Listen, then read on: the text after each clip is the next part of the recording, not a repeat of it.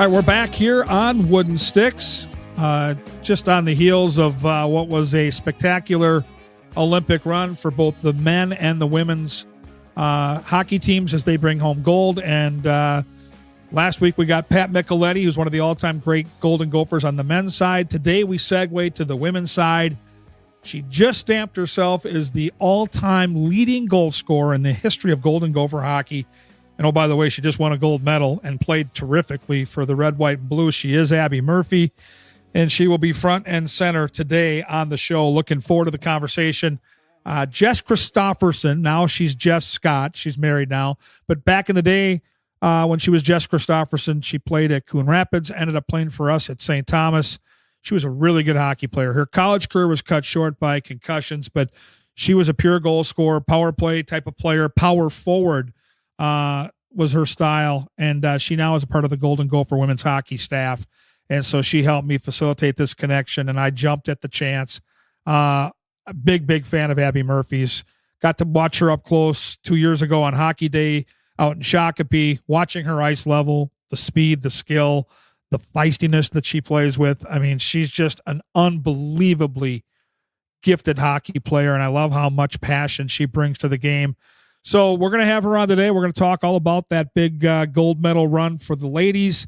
We're going to get into the men's run as well. She's a big hockey fan, watches a lot of NHL hockey. So we've got a lot of different directions we can go today with Abbey Murphy, and I'm really looking forward to that. It is a Wednesday, so we're kind of recording this. A Tuesday, middle of the week. Trade deadline is Friday. We'll be in Vegas with the Wild. They just picked up Robbie Fabry via the waivers. He's going to play tonight, Tuesday night, against Tampa Bay. He's on the fourth line wearing number 21 with Nico Sturm and Vinny Hinostroza. And tonight also marks the return of Jonas Brodin, probably a week or so ahead of schedule. He had been skating with the team, but he'll be back on the ice and partnering up with Jared Spurgeon tonight. So quick update on the Wild there is, they're kind of in a weird spot. We've talked about this on the show. They're too far back to catch Colorado, and they're way ahead of the teams behind them. So it's them and Dallas locked into that 2-3 matchup. So the date you want to circle on your calendar is April 18th. That's when the NHL playoffs start. And as a Wild fan, just know that it's going to be Dallas and Minnesota. And listen, we all know that the first round has been their kryptonite. They've had some, I think, really good tries along the way, including last year where I thought they probably should have won that series. Looking back at it now, the offsides play in Game 5 was an absolute aorta smasher. Nyquist was offsides by maybe an inch and a half. And if Hartman gets that goal and the Minnesota goes up 3-2 in the series, they're going to come back home and wrap it up. I'm just telling you. That's as devastated a team bus and then the next day team playing as I've ever seen. The fact that they came back and played as well as they did in Game 6 still surprises me, but it would have been a completely different set of circumstances had that play been onside. Anyway, it's water under the bridge. This is a different edition of the Minnesota Wild. With Quinn Hughes, it's a significantly better edition of the Minnesota Wild. And I think everybody that's watched this team has high hopes. And I think that Dallas series will be tough. If Dallas has home ice, they might even be a betting underdog in the series. But I really believe this team's going to make a run. I just do. And I think the team that wins that second round series, so whoever wins the Dallas-Minnesota series is going to play Colorado. It's stacked that way, and that's an argument and an issue for another day. The winner of that series, I think, is winning the Cup this year. I think the West at the top is stronger than the East, and I think that winner goes on to win the Stanley Cup. So that's how close I believe the hometown team is. So I wanted to give you a quick update on the Wild, but I really wanted to focus today on Abbey Murphy, and most of the show is going to be all about her. She's super engaging.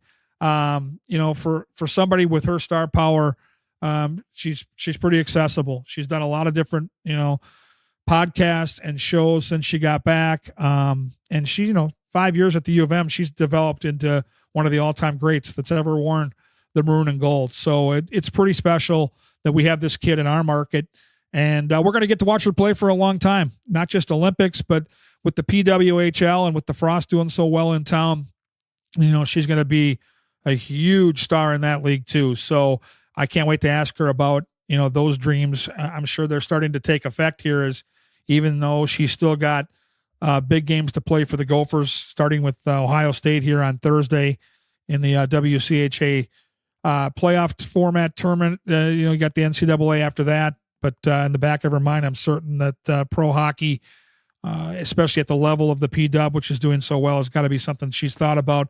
We'll talk about where she got her start. We'll get into some of the cool stuff, being around both the women's and men's team in Italy and what the village was like, all that cool stuff as we reflect on a gold medal run for Team USA, both the men and the women, both winning 2-1, both winning in overtime, and both games I think are going to be watched back and shown for many, many years. So pretty cool. Abbey Murphy today on the show. Before we get to her and that conversation, we got to pay off the people that make this show possible. Without these folks, there is no Wooden Sticks.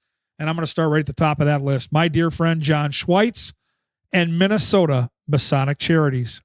Today, I want to talk a little bit about the Minnesota Masonic Charities. When you think about the Masons, I get it. You think about the funny hats, those pancake breakfasts, which are phenomenal. My dear friend John Schweitz and I have chatted about this, and it's so much more than that. They've got the Masonic home over in Bloomington. They've got the hospital for the children over at the U of M. They are the largest fraternal organization in terms of charitable needs in our country, and they deserve a ton of recognition. So thank you, Minnesota Masonic Charities, for all you do and for supporting us over here at Talk North, and a special thanks to my good friend, John Schweitz. Also want to say a special thank you to all the good people at Onyx Fish and Onyx Maps. Have you ever driven past a piece of land and wondered who owns that? Or maybe you need to know exactly where a property line runs. That's where Onyx Hunt comes in. And it's not just for hunters. There are folks using Onyx for their jobs every day throughout the country. From farmers and ranchers mapping out their fields, wildland firefighters navigating rough terrain, to construction workers needing to know who owns what property, this app offers something for everyone. If you need the best land ownership maps, aerial imagery, and property boundaries in your pocket, Onyx Hunt is the tool for the job. Try it free for 7 days. Download Onyx Hunt in the app or Google Play Store, or visit onyxmaps.com/hunt to get started. And of course, all of our friends over at Lexus of Wayzata and Maplewood. This is the Talk North Podcast Network. Up next, it's time for Abbey Murphy of the Red, White, and Blue and the Maroon and Gold.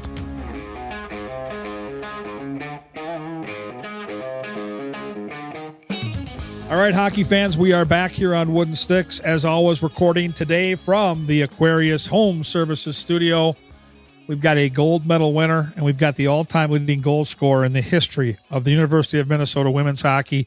She is Abbey Murphy. Abbey, there's a lot of congratulations to go around, but first of all, welcome to the show, and thanks for doing this today.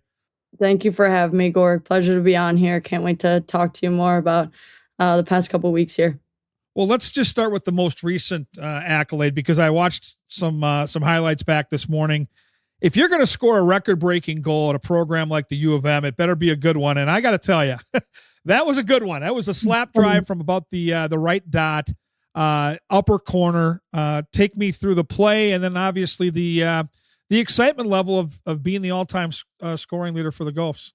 Absolutely. Yeah. I'm blessed every single day here repping the Maroon and Gold.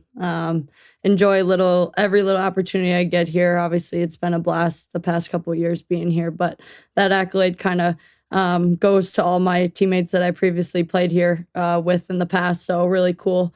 Obviously, super cool honor to get here. But yeah, that game was incredible. Obviously, going to 3 games with St. Cloud, and our team kind of fought it off really well, kind of came back for those last 2 games and kind of put a lot of pressure on them. So that was really fun. But yeah, I mean, that goal, nice slap shot from the dot. But I was kind of just waiting at the blue line, got a nice pass up for my defense. And, I saw a spot and kind of just wind it up and let it rip. So obviously a nice little big celebration there. Obviously it never gets better hugging your teammates because those are the ones who are helping me pursue that goal. So it was really fun. Lots of smiles, lots of laughs. So like I said, very grateful. Well, I think of some of the all-time greats that have worn the Maroon and Gold, and I think of 2 people I know very well that are dear friends. And I got a little choked up last year watching them go in the actual Hockey Hall of Fame up in Toronto. I'm speaking of Natalie Darwitz and Chrissy Wendell. And for you as a player that, came in from Chicago. You were a star from day one. You've been to a couple Olympics. What is it like now on the backside of this milestone to know all the great players that came before you and unbelievably talented goal scorers, but you're number one? How does that hit you? It's like I said, it's an honor. There's so many legends that rep the maroon and gold. And I think for us, kind of growing up here and going to the U, you kind of try to go in the route that they did. Obviously, they paved the path for us, which is really cool. But you look back, I hear a lot of good memories that Frosty and all of our coaching staff talked about Chrissy Wendell and Natalie Darwitz, how they love to score and their knack for that. So, but just to be part of such a high end pair of athletes is an honor. And obviously there's so many more great athletes here that played at the U I played with. So it's fun when you look back on it and kind of think about what they did for women's hockey and the Gopher history included. So really, really lucky. Well, we're going to get to the Olympic run because it was spectacular for both you and the men's team, the double golds for the red, white, and blue. And I traveled last week with the Wild, and I had conversations with Quinn Hughes and Boldy and Faber about kind of, reemerging back to the regular, the grind of the season, right? Where the Wild are kind of at the dog day point of the season where they're close to the end, but they're not there. They've got 6 weeks of hockey left. I know a little different for you because you jump back in and it's playoff time, but they did say there was some challenges getting right back to being a part of the Wild, and I'm sure for you being a part of the Gophers. Did you feel any of that when you got back to the campus and got back on the ice? For sure. I think when we knew what was coming this year, obviously not doing a residency and being gone for a week, a month, that was kind of something different that they did in the past. So, but it was a really cool opportunity. I think being able to be at school and kind of still manage going back and forth, but having the resources here, kind of taking care of yourself. And then, it was different for sure, leaving for what, eight games, 3.5 weeks. So definitely something that we kind of had to adjust to. But it's been a blast kind of being back here, kind of getting right into playoffs. You're at the highest level of hockey kind of at this time of the year. So we're just super, super looking forward to that. And I know those guys are too, obviously. We've been watching all these games since we got back during the week, all the NHL games. They're on the grind playing what they play. They got back and played like 2 days later. It's crazy, but just super incredible what they do too. So but hockey's the greatest sport in the world, and just kind of enjoying the moment. And obviously they get up into playoffs here, obviously not as soon as we do, but like I said, it's kind of just been a really fun time, just kind of getting into everything where the stakes get higher. So what was it like? It was your second Olympics. You got silver back in 2022. I want to hear about the village. I want to hear about, the hangout in between the games. Did you go watch other Olympic events? How did you spend your time there? Yeah, I just want to say it's pretty nice to have a gold medal next to the silver one, makes you feel a little bit better. So, but yeah, Milan was a dream come true. I think everyone can kind of say the same thing. It was the best experience for me, my family, my friends, our team. Our group was so special. It was such high talent that our coach put together within 23 girls, and from top to bottom, everyone fulfilled their role really well. And I think that's what's so cool about our group. It was just so fun to get on the ice every single day and take advantage of that. So, but really cool. And yeah, the hangouts were just insane. You go to practice, you come back, you hang out, go for walks, go in the dining hall and chat with all the athletes, all the, the men's team and all of them. So that was obviously something cool, not having to deal with COVID and germs and all that. So it was a really cool experience. The village was smaller, so you kind of ran into people more often than you'd think. So, but yeah, we got to watch figure skating, speed skating, some legends out there. That was really cool. We got to watch Brittany Bowe, Hillary's now fiance, which was really fun. So she kicked butt there, and it was really fun opportunity to watch them. And figure skating obviously had a lot of gold medalists there. So I think any chance you get to go watch other sports events. It's a really cool opportunity for us, kind of taking it all in during that experience. So I got to ask you, when it comes down to some of these hangouts, I've gotten to know Taylor Heisey pretty well. I cover the PWHL, but I've got to know her and Parker Fox, her fiance, and we've done some radio work together. She's been on the podcast. She has Zumwinkle, right? It's like peanut butter and jelly. It's like watching Kaprizov hang out with Zuccarello. Everywhere you go on the road with the Wild, you see these guys together. So Heisey's got Zumwinkle. Who is your Zumwinkle? I hung out with Joy a lot. Joy Dunn. She was my roommate at the Olympics. Obviously going to school with her older sister Josie here for a couple years, and then I also roomed with her older sister Jinsey Dunn in 2022 in Beijing.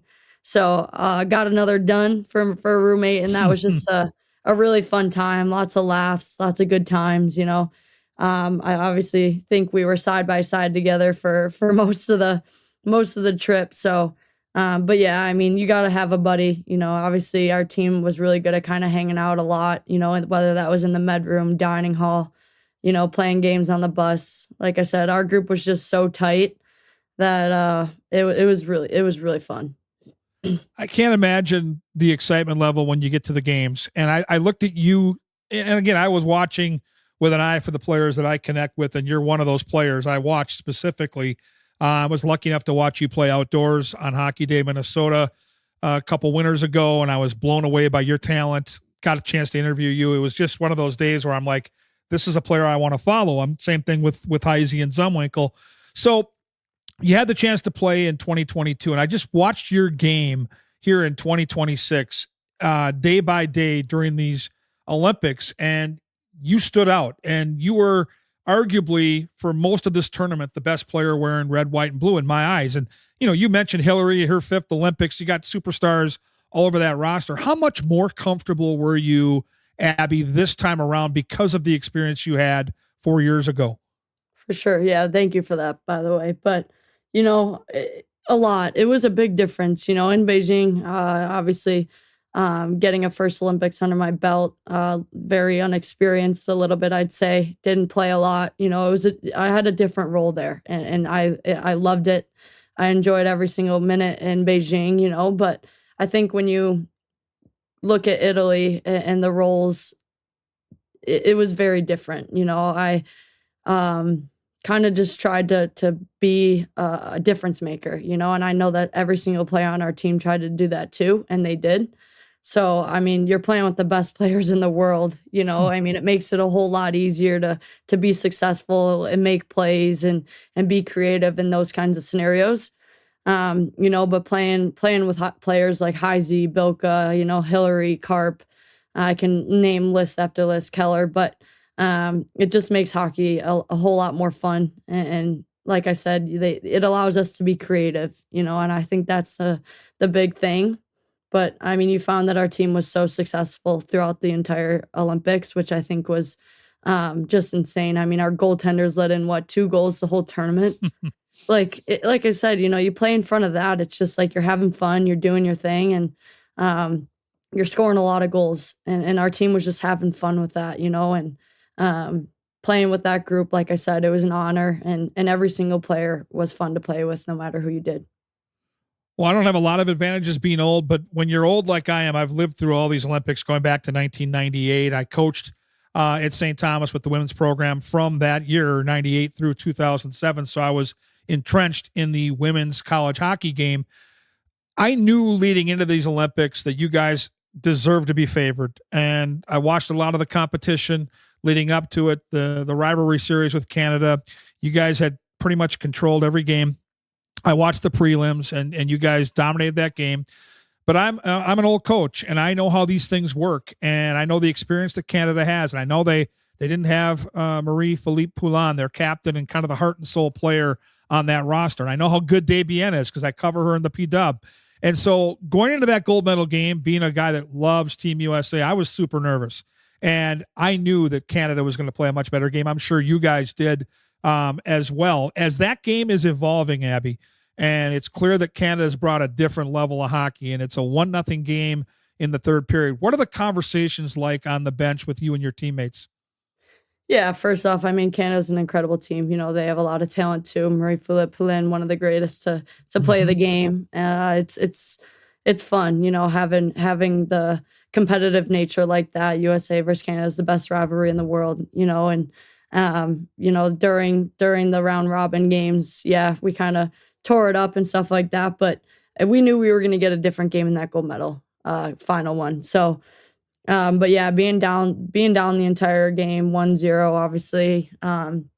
It's funny when you ask that because we never had a doubt that we were going to lose that game, even with whatever 2 minutes and something seconds left on the clock. Like we got into the locker room between every period saying, keep working, keep doing our thing. Like we will be rewarded and stuff like that. You know, our first period wasn't the greatest period. Obviously they came out really hard and, you know, Hillary kind of had a speech. She's, you know, it's not going to be easy. We never liked it easy and stuff like that. But, you know, we had this thing instilled in our mind that we were going to win this game. And that started with our coaches. You know, I think when you get that kind of belief from your coaching staff, it spreads within a team really fast. And after that second intermission, we just said, we're going to do whatever we can in our power to go out there, tire them, and we'll get it done. So, I mean, you put our players out on the ice. Hillary Knight, the greatest women's hockey player in the world, legend, puts a puck in the net with, like I said, 2 minutes or whatever it was left on the clock. Was just, oh my gosh, the bench. You should have seen the bench go crazy. You know, everyone was like that's it. You know, like you get that one, and then we take care of the rest. And our team was just so positive, so energetic, still smiles. You know, so. But when we went into that overtime, it was just like, this is our time, this is our moment, and we're gonna shine. And like I said, Megan Keller got that puck, and it was game over, man. Like such a cool experience, you know, just going out there, watching her put that in the net, and then celebrating with everyone. Greatest opportunity in the world. And like I said, our team, like, just put our heads down and work. You know, I think that was the most fun thing. Whether we were down the entire game, up the entire game. We kind of just had that one mentality of we're going to win a gold medal, and that happened. So every player that gets the chance to represent their country dreams of that moment when the winning goal goes in and the helmets and gloves are flying and you're finding teammates to hug and you've got that unbelievable, joyous celebration. Did the actual celebration live up to your dream? Every little bit. Yeah. You know, you talk about the celebration and all of that. It was a blast, you know, and I think one of the most fun parts was everyone kind of looking into their stands for their family, their support staff. You know, that was just really cool and a really special opportunity to have our family, our friends there to be supporting us throughout this whole entire journey. And yeah, I mean, throwing our helmets and gloves, there's no better thing than repping the red, white, and blue and those who came before us and bringing back that gold medal to our country. You know, it was just something that you dream about as a little kid. So like I said, it was the celebration after, you know, the locker room, lots of champagne all over the locker room, you know, spilled drinks. But, you know, that was the moment we had been waiting for a long time coming, you know, ever since we started camps, so long ago. But, you know, we worked for that and it was nothing but hard work. So I love the team. You know, it's someone who's going to be etched in history for a long time coming. And yeah, we did it. It's just so cool. So who did you have there for family and friends? I had a lot of people. I think I want to say about 20 in and out. Yeah, it was so cool. Mom, dad, brothers, girlfriends, cousin, 2 aunts and uncle, 2 of my guy best friends, my 1 girl best friend, and a lot more others. My coaches, 2 coaches who came in and supported us. But I mean, there's no better feeling than winning it there and having them kind of going crazy and celebrating with you. But just, I think they enjoyed the celebration as much as we did. So, but they had a blast the entire time they were there. Well, it was a long time ago, but when I played my last high school game, it was at the old St. Paul Civic Center at the state tournament. And I we had a celebration in the locker room. I came out of the locker room and I wanted to find my parents, and they were out there like they always were, waiting to talk to me. And when I got to them, my dad was a pretty hardcore guy, pretty stoic guy. I got there and they both had tears in their eyes, and I was a dumb 18-year-old kid. It finally hit me like this journey wasn't just about me. This was them making all these sacrifices so I could play the game of hockey, and they were right there in that journey with me. And I was a dumb kid, right? I was a high school senior. I didn't quite figure it out until I got out there to hug them. Did you have a moment like that with your mom and dad? Absolutely. That's awesome. When you hear about it from other people's perspectives, it's really cool. Everyone feels it. Yeah, I did. I went over to hug my family, and they had tears in their eyes too. Oh, It's so special. It's not just my gold medal, it's theirs too. Without their support, I wouldn't be where I am today. The yelling, the pushing, dad yelling at me to go outside and play when I was 10 years old, yelling at me to get out of the house. It was all worth it. You think about it, and the brothers beating me up, kind of making me tougher. But you kind of have those people who make an impact on your life. And just having them there through that entire journey is so special, because the sacrifices kind of that they've done throughout their life to help me succeed and make this dream come true was nothing short of special. I'm way into numbers and that connection we have with the jersey number we wear.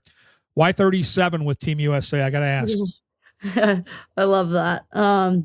Yeah, when I first entered the national team, I was given a handful of numbers. They put out 35, 36, and 37. And I just picked 37. That was the one I picked. I didn't really have many options. So, but I've kind of stayed with it. I think a number is a number. You can kind of make your name, make it an important number. So, 37, obviously I love 18, but 37 with USA is pretty special. And, I like it. I like it now. Yeah. You've kind of created your own thing with that number, and I think it's really cool. And you've got 18 in the maroon and gold, which is going to live on forever with the goals you've put up there. So let's go back to when you were a little kid. I know your mom was a college softball player and a great athlete. I know both your older brothers were good athletes, but I don't think there was any hockey players in your family. So how did you fall in love with the game? Yeah, crazy story. I know. No family played hockey, which is kind of wild. Mom was the big athlete.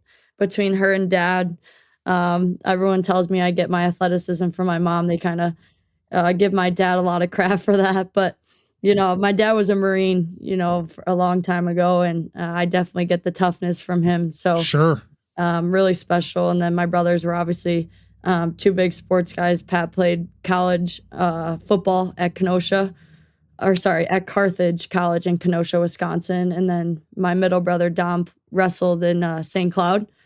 He graduated last year. He dominated, 3-time All-American. So sweet. He's an animal. So, but yeah, when I was younger, I lived directly across the street. I had a neighbor. His name was Tommy Prattle. And he played hockey, and he was always in his backyard kind of rollerblading and shooting pucks. And one day I went over there to bother him, and he gave me a stick. He gave me a hockey stick, and I fell in love with the sport, and for him, I have a lot to thank. So he kind of gave me that opportunity and included me in a lot of stuff with his high school friends, and allowed me to kind of play and pick up roller hockey. And, ever since that day, my dad went and knocked on their door and blamed them for all the money spent over the past many number of years playing at Chicago Mission, and just super, obviously a different route, kind of getting into hockey, but it was really, really fun. So I want to segue back to Minnesota. So you're a Chicago girl. How did you decide to be a Golden Gopher? Were there other choices you had to make? So take us through that process. It was a lot different when I was growing up with recruiting. Obviously, they changed the rule. You can't really talk to schools until you get, somewhere junior year or whatever. But when I played at Chicago Mission, obviously I had a lot of role models, people I looked up to. And two of my favorite players there were Sophie Skarzinski and Kara Piazza, two players who played here at the Gophers.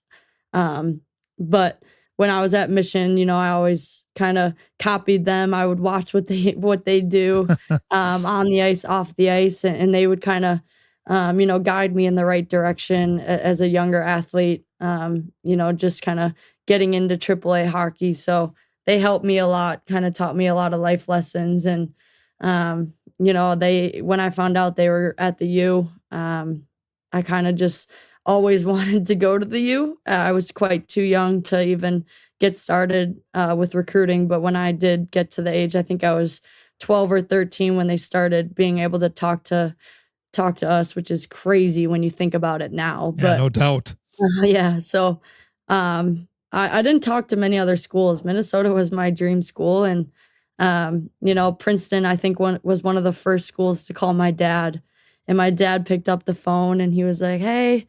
And she was like, we're interested in Abbey. And my dad was like, this is an honor. And he was like, my daughter, I just, an Ivy League school is not where she's meant to be.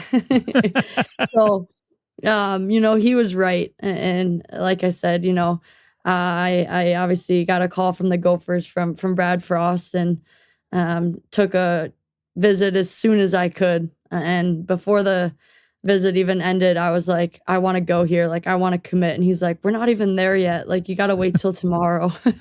And I just knew exactly where I wanted to be. And I could picture myself on the campus already at 13 years old, kind of dreaming so many things. But I mean, I met a lot of players when I did my visit here. And they just made the visit so special. And a lot of them talked about how good the culture was within the team. And that was something that I wanted to be a part of. The coaching staff was incredible. So, but I look back at my decision and not a day goes by that I'll regret that because I've enjoyed every moment here. Well, and I think proof of that too is the fact that you came back this year for your 5th year with that COVID year. And clearly you love being a Golden Gopher. And it's been, obviously the success speaks for itself, but I got to ask you specifically about a play earlier this year. I know you know where I'm going. I think a lot of our listeners are going to know too, but I want to get your perspective on the play that went viral because, in women's college hockey, this doesn't happen that often where, between Sports Center and even some of the talk shows on national TV, like this assist you had against Minnesota State was one that they're going to be looking at decades and decades down the road. I remember a goal scored by Neil Broughton where he did a belly flop and scored a game-clinching goal in an NCAA championship for the Gophers. And you would see that goal, again, we're talking 30, 40, 50 years later. Same thing on this assist you had. Take us through the play and then take us through some of the excitement of seeing it everywhere on social media for you. For sure. Yeah. I don't really think a lot when I play. When I think of something, I'm just going to do it. I think that's the cool nature of hockey. You can kind of be creative and do kind of crazy things that can go viral like that one did. But yeah, during that game, I kind of just got the puck, skated down from the D zone into the neutral zone. And I was like, whatever, I'm going to try it, see if it works. And I saw Bella coming in hot on that backdoor side. So, but yeah, I flipped the puck up, obviously knocked it between her legs, caught it with the one hand pass to Bella. She knocked that in. If she doesn't score that goal, it's not a viral video that's going anywhere. So props to her for putting that puck in the net. But yeah, it was cool for, I think, hockey in general, women's hockey. I think it gained a lot of eyes, and that's what our sport needs. Yes. So, I just try to make a difference. That's my thing is just give kids an opportunity to kind of show that they can do the same thing if they put their mind to things and play the sport they love. But they could also have fun while doing it too. Cause every game I play, I'm just having a blast out there, have a smile on my face, enjoying the moment, every day you get to play hockey is just the best day of your life. So, but yeah, that was a pretty special moment. It went crazy. All my friends were telling me it was on the Finnish news, Swedish news. So, incredible, and I think you look back on that and it was just obviously a cool moment for our entire team. So I got to tell you, I'm superstitious, and during most of your games, I would put my USA Hockey hoodie on, and watch the game. During the gold medal game, I was literally in the living room pacing the dogs, or we have two young dogs, like little dogs. They're getting nervous, but I had this sweatshirt on. I'm pacing throughout the room. So now we'll page forward to the men. I did the same thing during their games. And so, a week ago Sunday, gold medal and on in the morning, and I'm watching the game, and I, love Matt Boldy. So he makes this incredible play, and it's a 1-on-2 where he kind of flips the puck up and goes through. And honest to God, the first thing I think when that puck goes in is he pulled off the Abbey Murphy.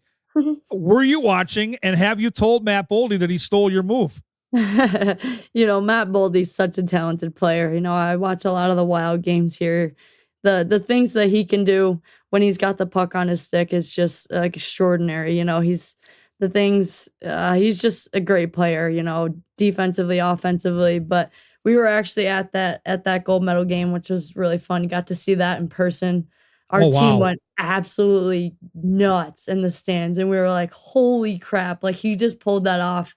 He saw Bennington overslide. He put that one right back in where he was, and everyone went crazy. But yeah, I would never say anything to him. That was his play. He'll remember that moment forever. That's a goal he scored in the gold medal game. That was absolutely ridiculous.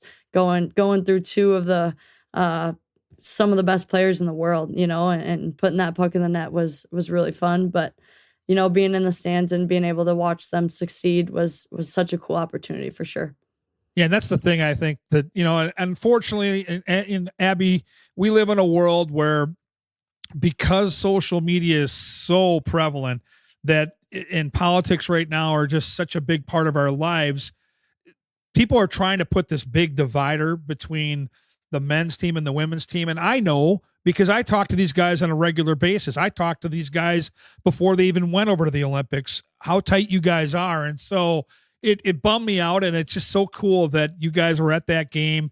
And I know from talking to Faber and from talking to Matt and Quinn how much they love you guys. And I saw during the gold medal game you guys had, the Hughes brothers were there, and obviously their mom is entrenched in that program. And so I think it's nice to be reminded that division that's trying to be created there isn't really a thing.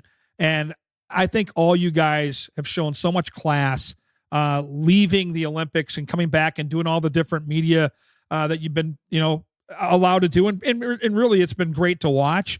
But I think it's nice to see that deep down, you guys are just hockey players, man. Boy, girl, doesn't matter. You're wearing the red, white, and blue together. And I think people sometimes, because of social media, forget that. Yeah, absolutely. I mean, sports is the greatest thing in the world. It's supposed to bring people together, have good times, support the teams that you love the most. And what was important to us is we were two teams going in there to win a gold medal, and we did that. And that's the bigger picture is we both did that, 2 for 2, etched in history forever, our two teams. It's something that we'll never forget. They had the game of their life, as did we. And the memories that we made in the dining hall after their gold medal game, it was just an honor to kind of be a part of the USA and kind of be together in that special moment and celebrate our gold medals together. It didn't get much better than being down there sharing stories with those guys. And like I said, just kind of being side by side at the table with tons of laughs, jokes, kind of talking about the memories that we'll remember during our time at the Olympics. So, I was sitting with Faber. He had a lot of jokes to throw out. He thinks he's funny sometimes. I'm kidding. I love the guy. He's awesome. But, it was just something that we're going to remember and cherish. Was that, like I said, our two teams, we went in there with a common goal and we did that. So super grateful for both of our teams and just a really special opportunity. I got to ask you, because I have a feeling years down the road, you guys are going to appreciate this so much more because of the way you won it. And I'll just clarify that, had you had another 5-0 game against Canada, it would have been a lot less stressful for all of us watching. It would have been less, I think, stressful for you guys playing in that game. But, Abby, as the years go by and as you look back at these Olympics, and you mentioned the 2 gold medals, to have it play out the way it did, where both teams had that pressure. Both teams found a way to overcome the nerves and that pressure and to win it in overtime. I think it becomes a more memorable game. And now you both have those game-winning goals that people are going to be watching forever and remembering these Olympics and your teams specifically. I almost think it's going to be a better memory for you now because it was a 2-1 game and not a 5-0 game. Would you have preferred 5-0? Are you okay with the way it all played out? Yeah, 5-0 game. I wouldn't have minded that. Just sending them home on a bad note. But right. No, I mean a 2-1 game. It was close. It's such a pressure's a privilege. And being in that kind of stance, like you said, being down an entire game and having that pressure on you, but rising during that pressure was such a cool thing. Our team kind of thrived through that, which was really fun to watch. But both teams going into overtime, winning it 2-1. I mean, it doesn't get much better than that. You have so much pressure, and then at the end of the game, when Jack Hughes and Megan Keller put the puck in the net, there's a pressure lifted off your chest that just feels so good, and you're just relieved of so much. So, we'll remember those moments forever. It's a cool thing to remember. All right, I know you've got business with the Buckeyes starting on Thursday. Big showdown with number 2 Ohio State over at the Anderson Arena at St. Thomas, and then you've got an NCAA tournament to think about too. But I want to just ask you a little bit about the PWHL, because when I was coaching college hockey, there were different pockets of pro leagues that would pop up, but nothing like this. This feels so good and so legit, a lot like the WNBA, where the crowds are huge. The league's going to keep expanding. For you as a rock star player in college off this gold medal run, have you allowed yourself to, at least in the back of your mind, think about life in the P-Dub and what might lie ahead? If I'm being honest, no, I haven't really thought much about it. I like to kind of take it day by day. That's something that I live by. Not to look ahead at things. Obviously, the P-Dub's been so successful, and it's been so fun to kind of follow along with a lot of girls that I know, and they've been absolutely killing it. I think it was it Seattle who just had that largest American crowd. It's insane. You love to see that for women's hockey. It's growing and it's showing. So obviously, yeah, I'm looking forward to the P-Dub. It's something that you dreamed about as a little kid, playing, being a professional athlete. And we have so many people to thank for that, who have made this kind of dream into a reality. Kendall, Hillary, a lot more others, just 2 people off the top of my head, but it's there and it's getting bigger, which is such a cool opportunity for us and even the younger generation kind of growing up and kind of being able to see that they have something to look forward to as well. But yeah, when that day comes for me to enter the P-Dub, I can't wait. Obviously really looking forward to that and what lies ahead. Very cool. Before I get to my final segment, which is the hat trick hot seat, I got to ask you mentioned you watch a lot of Wild games. Is there a player when you're watching the Minnesota Wild play that maybe you identify as a similar player to your skill set? And because I'm an old goalie, so I always end up watching Gustafsson and Volstead, kind of what they do and how they're doing their thing. Is there somebody you watch and you're like, all right, maybe I could try this move or maybe I could do that? How do you take in the Wild games when you watch them? Yeah, absolutely. I used to love, I'll name a couple. Yeah. Okay. I loved Ryan Hartman, when he was on the Blackhawks.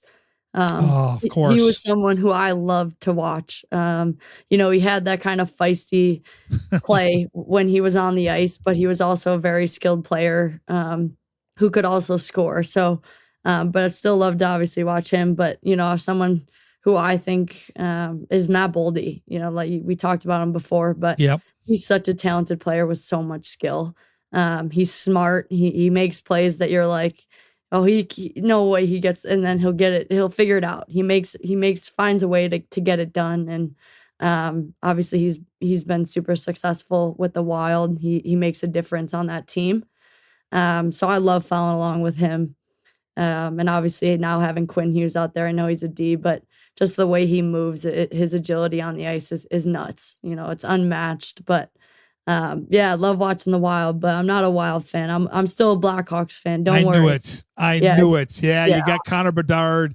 You got that Nazar kid. Yeah, I tell you what, your Hawks are going to be a problem here in the next couple of years. Spencer Knight was a huge addition to that team. And, we got a double dip with the Hawks here later this month. We play on St. Patrick's night at the United Center, the Green River. You know this well. Mm-hmm. Chicago's going to be rocking.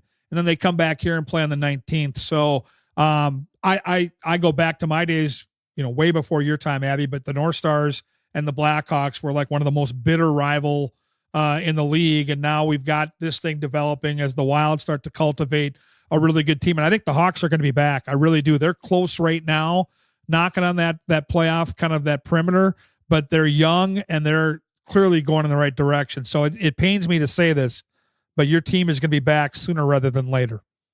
Yeah, we hope so. I've been a Blackhawks fan for a long time coming. So they're a really special team to watch too. Connor Bedard's killing it, lighting it up. But I won't hate on the Wild. No. I'm still been here for a long time. I won't lie. I've gone to games. I've worn a Wild jersey. I won't lie. Wow. But yeah, I know. But my heart's in Push Chicago. Push comes to shove. Yeah, we know we're second fiddle. Yeah, exactly. But yeah, hopefully you like to see them kind of in the next couple of years kind of be that team that's going to be hard to defend. Obviously, kind of going through a rough couple of years, but they're still fun and a pleasure to watch. It's still NHL hockey. Every night we're on the couch at like 6:00 putting on an NHL game during the week if there's not P-Dub playing. So, but really cool. I love it. All right, final segment. Here it is, the Hat Trick Hot Seat, and we'll get you on your way. You've got practice. You've got the Buckeyes to get ready for. But here we go. This is 3 quick questions. We're going to get to know you a little bit better off the ice. We know your game on the ice is spectacular. So question number 1, and I know you're in class. I know you study. I know you play hockey and you practice and you're fully committed, but I have to ask you your favorite Dinky Town bar. Ooh. I would probably say the College Club. I knew it. Yeah. You know what? You can't argue that spot. I've got a nephew that goes to the University of Minnesota, so we've been over there before a football game. It's awesome. Late night, I can't do that. I'm too old, but I get it. Good pick. Can't go wrong at the College Club. Yeah, College Club or Sally's. I'll give you that. Sally's, I love Sally's. All right, so I don't even know how into the movies you are. I'm just going to assume that you've seen a few in your day. I want to know if you're going to sit down and watch one of your all-time favorite movies. Doesn't have to be your number one, but one of your all-time favorite movies to watch. Which is it? Sports movies, Miracle. Of course. Non-sports movie, The Goonies. Oh, wow. Yeah. I would never have gone there. That's old school. Old school. Love that movie. Oh, that's a great pick, Abby. All right. Very nice. All right. Final question. I want to know the first concert you went to. I want to know the venue and who you went to go see. Ooh. Oh, my first concert was like 2 years ago. Come on. Yeah. Really? Yeah. I have never really been. I've only been to 2 concerts. Garth Brooks and Morgan Wallen. Morgan Wallen was at Wrigley Field, and that was really cool. Now that had to be spectacular. Yeah. Wrigley Field, iconic. I've seen Garth probably 10 times. You have not been to see Kenny Chesney, and it sounds like you're a country girl. I hope so. Kenny Chesney's awesome. Yeah, we're going to go see him at the Sphere this summer. Went there last year and saw him. I've seen him probably 20 times. If you like country music, he brings it every time. Like he's unbelievably gifted live. So that one you got to make a part of your list of things to do here in the off season. That's awesome. All right, I told you 145. I'm a man of my word. It's 145. You got to get to where you're going. Abby, honestly, it was so much fun watching you play. Wearing the red, white, and blue, you just took over some of those games. And for all of us back here that were watching in Minnesota, we're so proud of you. So proud to call you one of our own, even though you're a Chicago girl. Good luck with the Buckeyes and into the NCAAs. And I can't wait to watch you for years and years to come in the P-Dub. This has been fun. Thank you so much, Cork. A part of me will be in Minnesota too forever. So can't count that out. But thank you for having me. This was a blast. This was a good time. Folks, that's Abbey Murphy right here on Wooden Sticks. I'll be back after a quick break to put a bow on this week's show.